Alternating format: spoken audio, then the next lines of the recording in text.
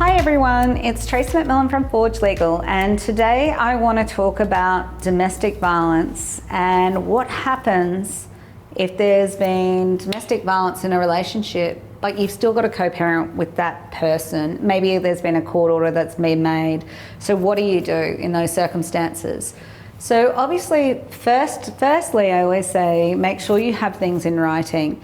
Now, I know that domestic violence can be perpetrated through emails from time to time, through insulting words, etc. But if that's going to happen to you, or if that's what is happening to you, then why don't you try utilizing the services of like a communication device called, for instance, something like My Family Wizard is a very helpful one. It means that the communication that you send between each other can't be insulting, otherwise it won't allow it through. So it is quite protective in that regard.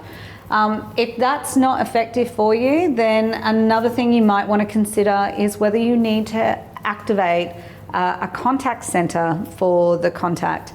So this is really important, and a contact center is very helpful in circumstances where there's been physical violence, risks of sexual abuse or allegations that have been made, or there's been like conversations where one party has been niggling into a child's ear and doing some mental or emotional abuse.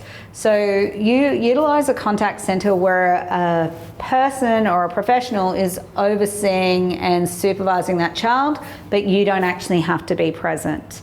There is another really great tip, is a parental coordinator. So if you have orders that are currently in place, a parental coordinator is a professional who comes in, who helps bridge that gap of that communication in very high volatile relationships to allow you to activate and action those orders in a way that's positive without domestic violence or anything involved.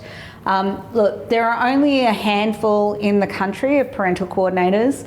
I am privileged enough to be one of those. But if you want some more information on it, by all means, jump onto our website and look into it. But if you want to reach out and have a chat, I'm here, I'm happy to do so. Otherwise, remember, safety of yourself and the children is always the paramount responsibility. But otherwise, stay safe and good luck.